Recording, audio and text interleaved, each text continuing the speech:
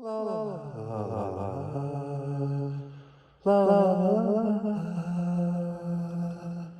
Yeah. Woo!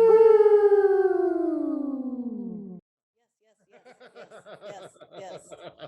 Um, yeah, because our audience participants are audience collaborators, to distinguish from you and I. Yep. Um, our audience collaborators are now even more primed and more savvy and more exhausted with that which we're going to be spoofing. Yes. So really quick, Midori, hi, it's good to see you. And I'm glad that we're Yeah. here and I'm glad that we're recording this thing because you have a Patreon account and I have a blog. And right now we are talking about an art project that you and I had wanted to do. And I'm just going to jump us right into a quick video that we can record and talk a little bit about this as we're brainstorming. Does that sound good to you? And then we can Sounds share it with our own audiences to build audience for this fucking thing that we're building. sounds great. Does that sound great? So hi, it's so good to see you. Tell me quickly a little bit about yourself, and then I'll tell you a little bit about me. Who are you? Where are you calling from today? Right. Okay. God, you are so good at this. You'd think that, maybe you should consider like facilitation of artists over internet or something. Oh my God. Maybe. Maybe. Let's see. Hello out there, people. Let's see. Multimedia social practice artist, as well as sexuality educator, and in pretty hardcore voluntary sheltering in place during COVID time, which has been really interesting. Yeah, I'm Jason. I am a social practice artist in San Francisco in the Mission area, Mission neighborhood of San Francisco, not too far from where Midori lives because the Mission and Bayview butt up against each other. And we've been longtime collaborators and she is a dear friend, comrade, and family. And I'm so glad to be creating with you, Midori.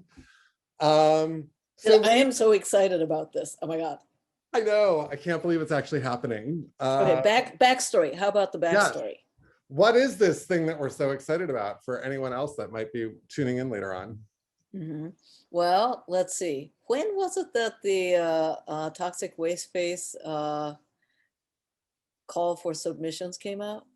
God, that had to have been like end of 2019 or something along those lines. Yeah. Mm-hmm. And there's a space in San Francisco called SOMARTS, and I love the place. Me too. Yeah, and they do a lot of locally focused art that looks at people who are usually not represented in the large institutions. I mean, first of all, they're alive still. Yes. Second, they live locally because a lot of the large institutions, they love the New Yorkers, you know. Alive still, local, also unusual.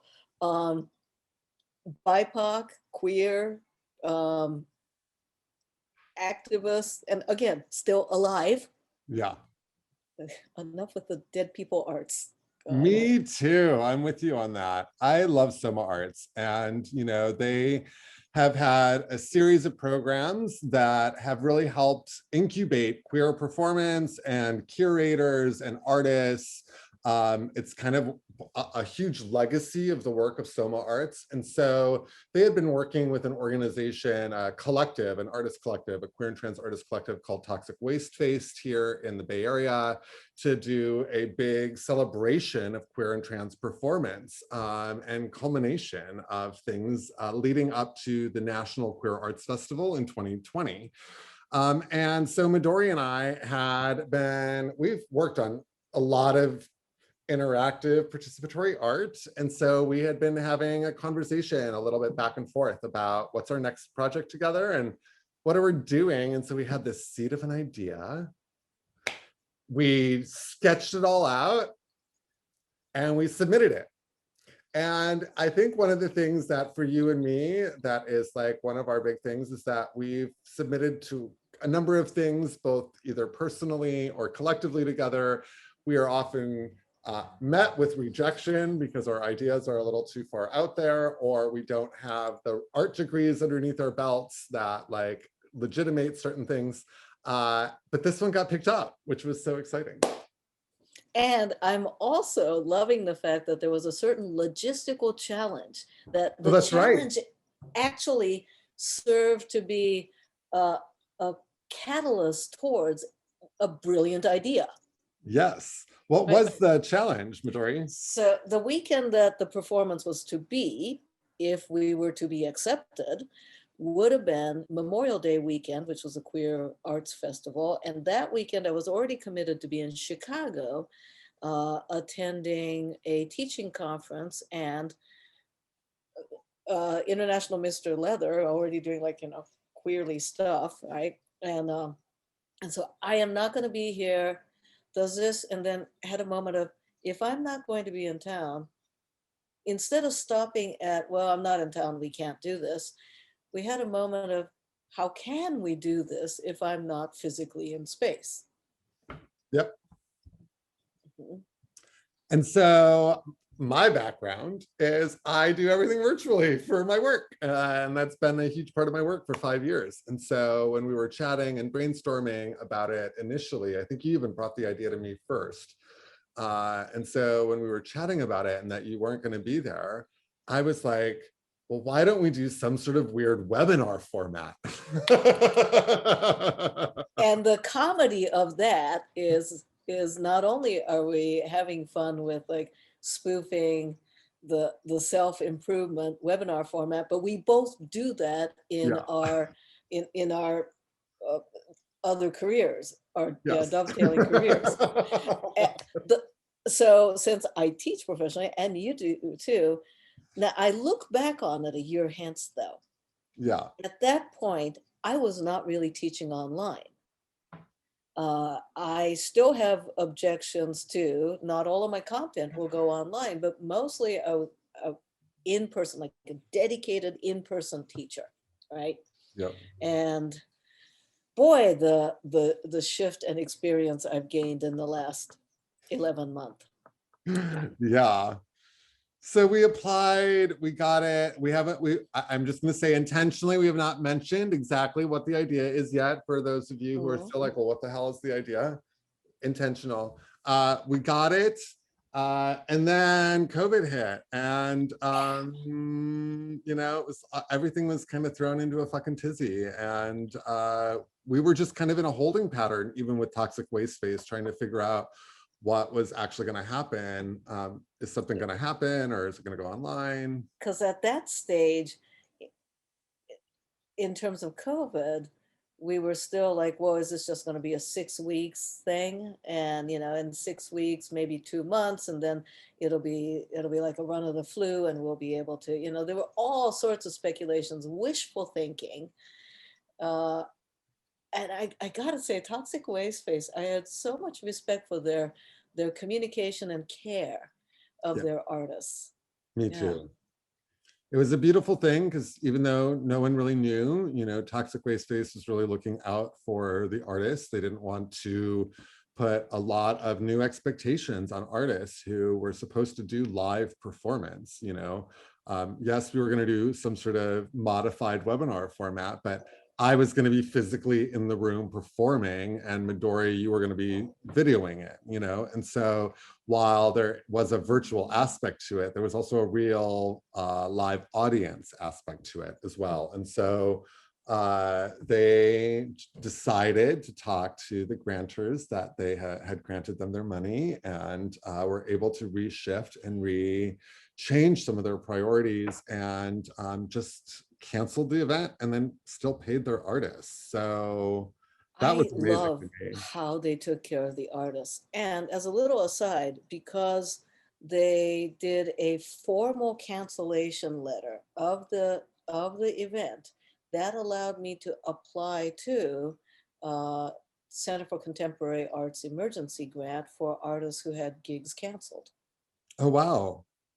Yeah, and because I had a formal letter for an actual event, and that was the first organization that just like, here, money, which kept the roof over my head. Yeah. So, COVID was COVID, and it still is COVID. No denying that we're still kind of in this shit show. And almost a year later, we are back on in planning mode. So you are joining us, for those of you that are watching, you are joining us mid brainstorm. So we took a momentary pause to introduce you briefly to what we're doing. But now, do you want to share the main concept, Midori? What is this like actual thing that we're doing? And this is why those of you viewers, it looked like at the beginning that you just dropped right into the middle of a conversation, because you did. Yeah. All right. I just hit record, literally. Yeah, which is great. I was like, I guess we're recording now. And there was that weird moment where like you're saying hi to me, and I'm like, oh wait, this is for the viewers. Okay. Yeah, exactly. Like, are we having a neurological situation? No. Yeah. Okay. So the concept is, well, okay, my fellow countrywoman,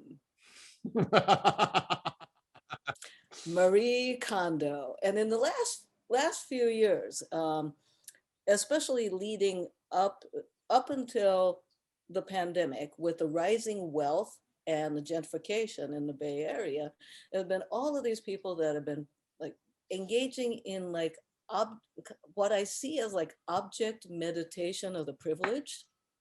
Wow, I've never phrased it that way.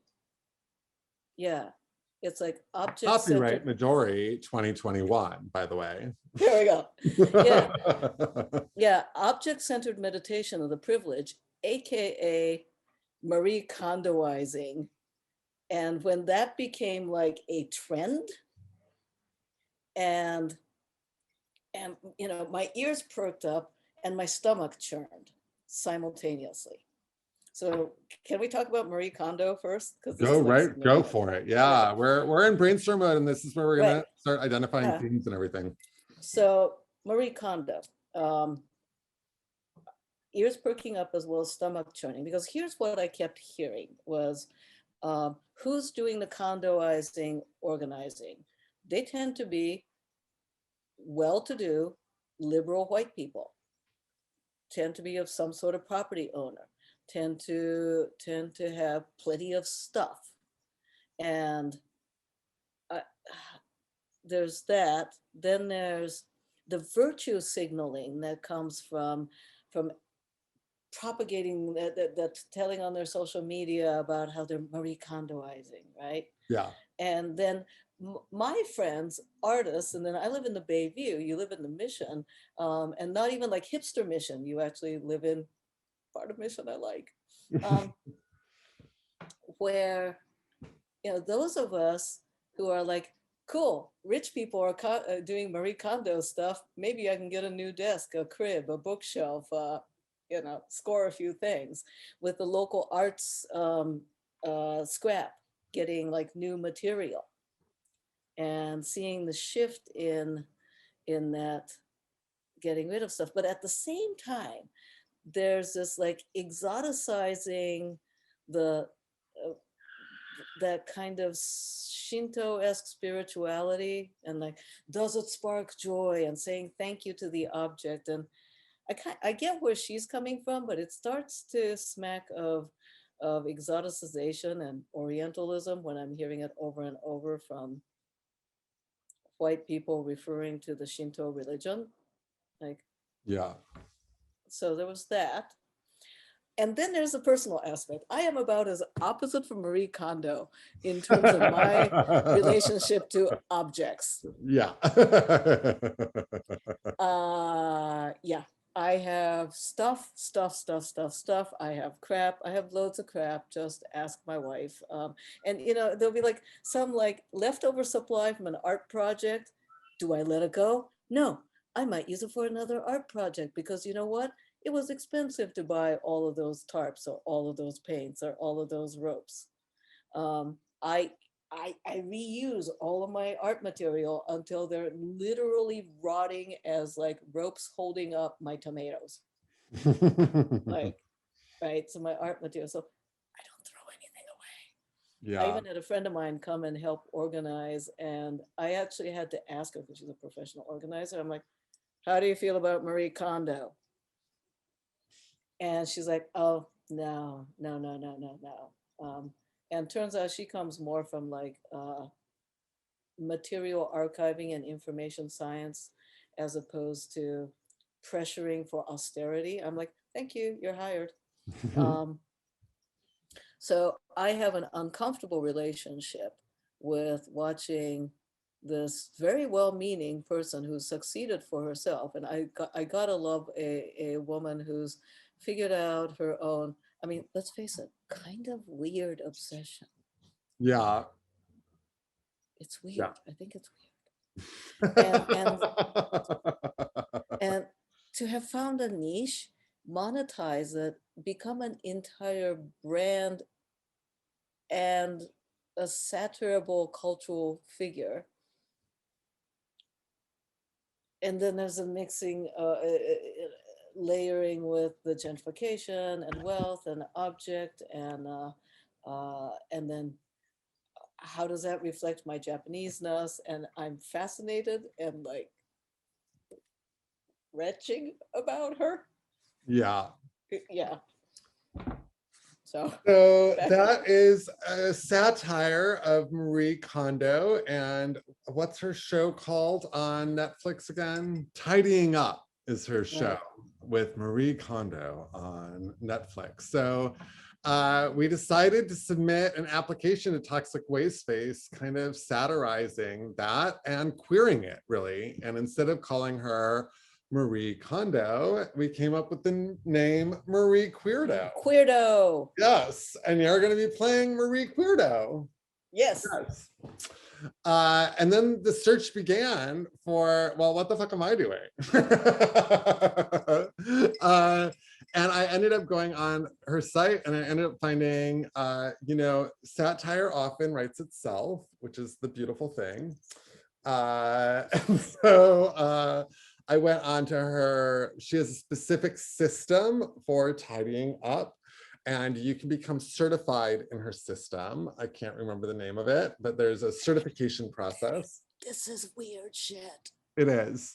And if you do so many hours, there's a hierarchy of certification. And so I started like looking through the whole certification process and what it means and how many hours of cleaning up that you have to do in order to like make this happen. And so one of her top people is someone in San Francisco, a white gay guy in San Francisco named Keith. So Marie is going to be Marie Queerdo, and I am playing Clean Keith from San Francisco. And how do you feel about Clean Keith and your relationship to Clean Keith and Marie? I'm going to say you and I have dealt a lot with like, how do we have conversations? How do we create multicultural, multiracial performance in a way that is not appropriating culture? Do you know what I'm saying? So I know that that's something you and I have really had a long conversation with, and it's been a huge part of our own collaborative process. I mean, I literally started writing haiku by invitation of you into something for the Asian Art Museum.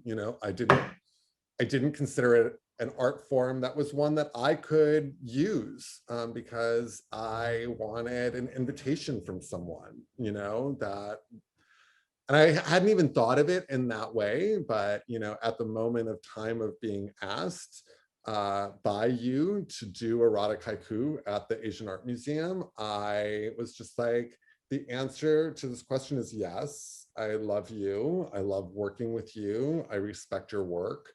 I want to see more of your work in the world. And if I can do anything to help make that happen for you, I will. And I will get over my own awkwardness around some of what feels like it might be or might be seen by an outside world as appropriative, because haiku is also a poetry form. It's specific to a place, and it is important for me that that place be represented in whatever forms or artistic forms that I create. So for me, thinking about this whole performance really was a place of how do I enter, like where is my entry point into the performance so that I'm not in an appropriative place while taking on a character and being able to co-create with you so that what we're creating is ethically sound in my own body, because that's the only way I can perform, right? Like I can't, if it's not ethically sound in my body, I can't perform it. And so doing the investigative work of like, how do I find myself in this performance? And then literally stumbling on someone that is so easily satirizable, whatever the fuck that word is, brought me so much pleasure and joy, which the title of our piece is Overjoyed. And it made all of the sense in the world to continue doing the performance, because I found it, I was laughing so hard when I found Keith online, and I was just like, this writes itself. I don't even need to try. And I don't really, John's the tidy person in the house and I am the messy one. And I've grown to appreciate everything having a place. Does that make sense? Yeah. Because a certain amount of tidiness helps facilitate finding the things that bring me joy. Does that make sense? So I got a question for you. Yeah. Did John have any snicker at you playing Keith? Oh, he laughed so hard when he heard this whole performance piece. John was like, "This is brilliant." He was laughing. Yeah, he was laughing hysterically.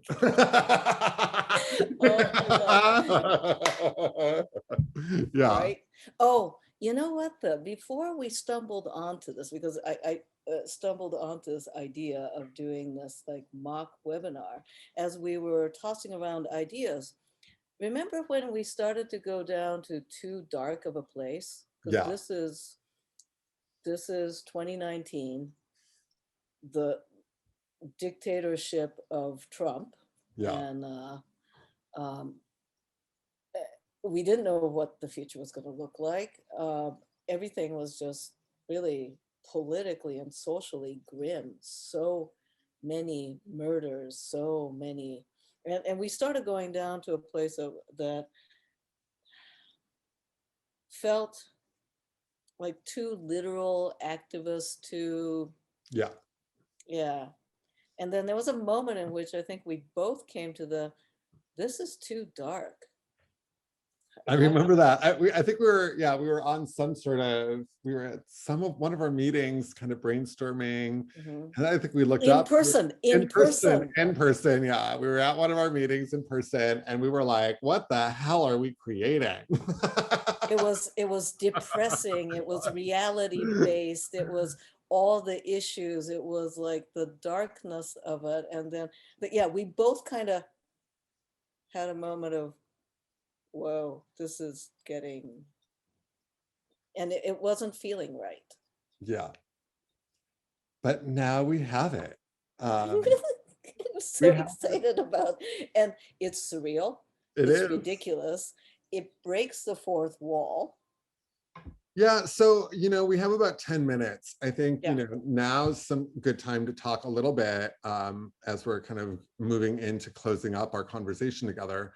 Talking about the piece itself is going to be really interactive. I think one of the things that you and I really like is breaking the fourth wall of any kind of art or performance, that there is some way in which we disorient the audience and we force a reorientation where the audience is a co-creator and collaborator and artist with us, that they are tricked into actually being not just the audience, but they are tricked into being the artist. And the art, actually. And so, a year has gone by where we've had to do most things virtually, whether that be you and I getting together, or, I, as you know, other people watching may or may not know, all of my work literally has been in a virtual event, intergenerational, cross-territorial event production for 5 years. So I have a lot of experience in how to break the fourth wall within this particular Zoom medium, because Zoom is where I've been doing all my work for 5 years. But you've had a lot of new experiences, and we both just within the last week had, I think, some breakthroughs in our own, and this is the weirdest thing to me, Midori, it totally independent of each other within the same week, but at different scales. We both did the almost the exact same thing, like all, like not to a T, but like so close. All of the elements were there. So tell people, like, what is it that you've learned and what did you discover in the performance that you just did? And yeah. I did a performance interface, all one word, for Sacred Wounds, which is an Asian diaspora centered radical queer performing arts event structured in a cabaret format, really experimental stuff. And given this limitation, I was like, what did I do? So I created a video of my face painted in gold, bare face, just gold, right? And with the sun rising reflected behind me. And I invite the participants, this was a Lunar New Year event, specifically for Lunar New Year, to use the annotation feature to write the mask that we wore in the past, the face we put to the world today, and the conjuring the future together to invite them to draw upon me and to become the artist as the sun slowly rising, right? Was 204 people. It was absolutely amazing. Um, I did not expect that level of participation. You see, I'm so excited, I'm coughing. Um, and the screen had to be wiped 3 times in less than 5 minutes. And these beautiful shapes and colors, and it started to look like a Basquiat painting, um, a Miro turning into a Basquiat. Yeah, it was delightful, and people were writing poetry and stamping hearts and drawing symbols, whatever. I did not want to be the one to conjure the future for us. I wanted to obliterate myself in the creation. It was so exhilarating. Yeah, it was pretty amazing. I got to see the final piece itself, the final video that you shared at a little salon we did on Friday. And I was just so amazed by it. The audio, you commissioned audio too, right? I did. I did. I commissioned an audio by a friend of mine, and I said, kind of little Brian Eno, and little bit like little Brian on easy acid, and yeah, he nailed it. Yeah, it was pretty spectacular. And it was a great way to use Zoom as a way to, again, kind of disorient space, get people to reimagine what a virtual space actually is and what a collective actually looks like. Like what does 200 people and 200 strokes simultaneously look like on screen? I thought that was a really beautiful moment to just see the frenzied activity of that many people. I think right now it's really hard. Numbers are so hard to imagine right now. What does it mean to have over 500,000 of our Yeah. fellow neighbors dead of COVID? Do you know what I'm saying? Like, that number is impossible to comprehend. And in isolation, scale of number is so difficult because our scales of number are only the scales within our homes. And so previously, our scales, we could understand scaling a little bit differently because we weren't just bound to our home or the numbers in our immediate family, whatever that family might be in terms of choice or of blood. But we got opportunities to be in space with 10,000 people. Do you know what I'm saying? We got to be in space with 200 people. We got to be in these spaces of more people. And what your piece really did was kind of reveal all of the bodies that are often invisible on Zoom, literally in space and time. Yes, all that you said in the words. I may have to go back and write this down because I'm like, yeah. I was also playing with compression of past and present and future.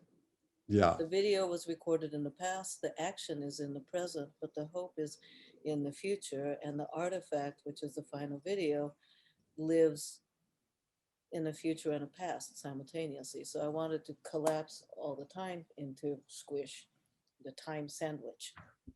And this is what I mean by we did the exact same thing, just differently, because I did, a body of my work is, I've been labeling it Unfolding Queer Cosmologies, which is using the here and the now and the being of presence to be able to unlock all that came before and to be able to imagine all that is possible.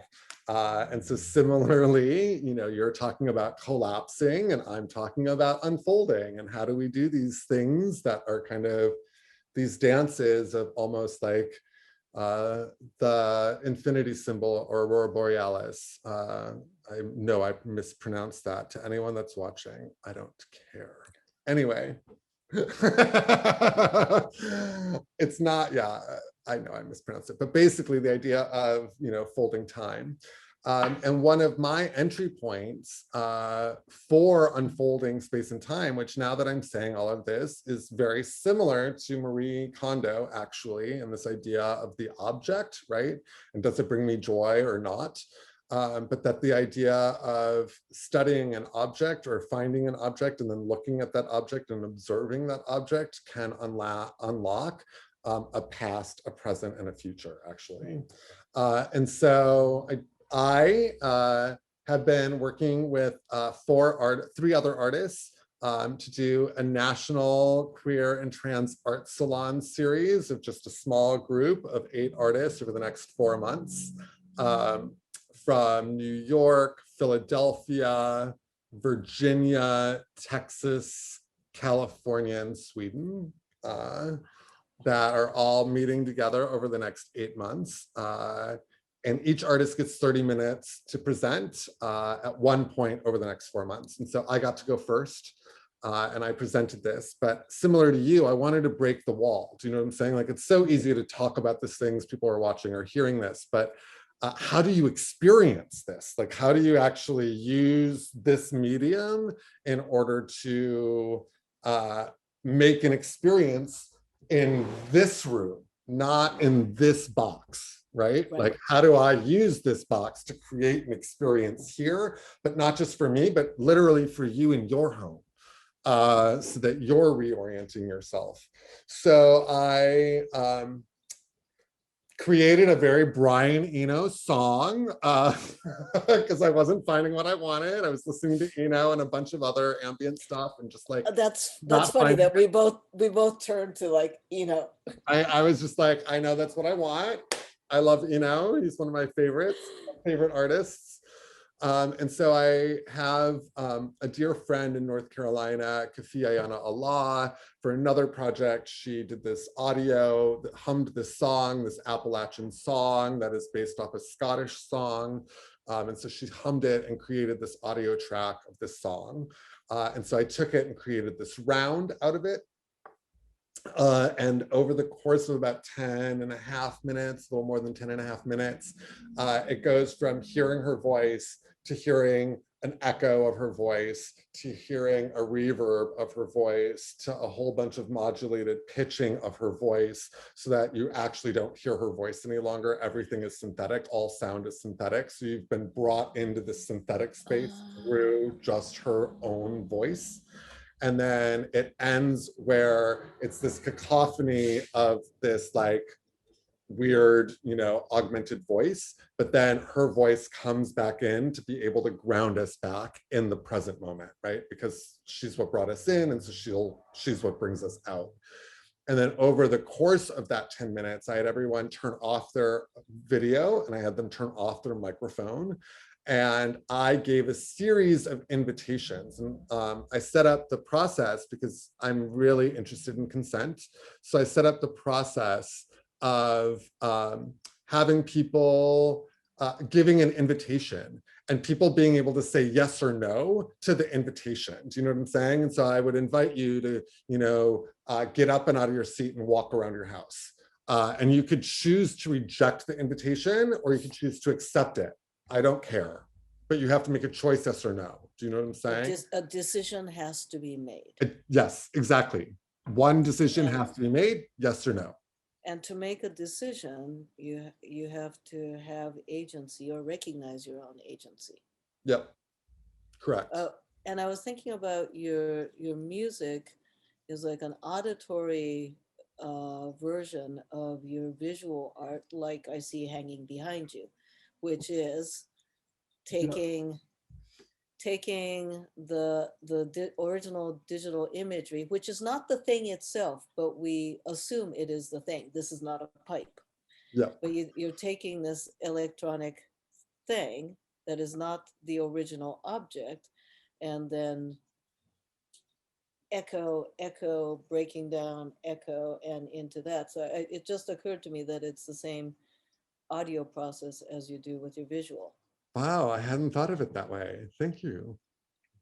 And I have Yeah, visual yeah, behind. there it is. Because that is no longer recognizable as whatever it was originally. And A pagoda in China. wow. And there's a point in Taiwan. which it is no there's a point in which it's no longer relevant as to what the original occasion or object was, because in itself it is pleasing, Yeah. and in itself it's like, yeah, it creates a little bit of a visual joy and elation. Yeah, thank you. Yeah. So yeah, I did that. I got people reoriented in their space, finding an object in their home, and then noticing its shapes, its contours, writing down a little bit about where they got it from, like where did the thing come from, and Mhm. who and what are all related to it. Because so many of our objects have relations to them without us even realizing all of the varied relations. And so that's how I got Mhm. them to reorient to space and time.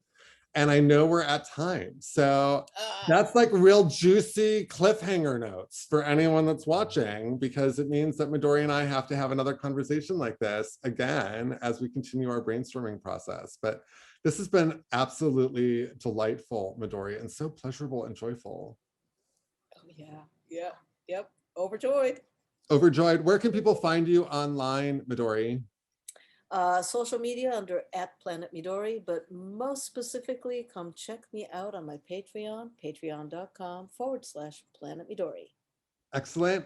You can find me at two places. I have a blog at queerlycomplex.com. That's queerlycomplex.com, QUEERLYCOMPLEX.com. And my artist website is jasonwyman.com, JASONWYMAN.com. Do you have, and Planet Midori, PLANETMIDORI, for anyone out there. That's all we got for you all. I'm going to end recording, but we're going to just quickly check out before I hang up. So stop in recording right now. Thanks everyone for watching. La la la la la la la la la. Yeah.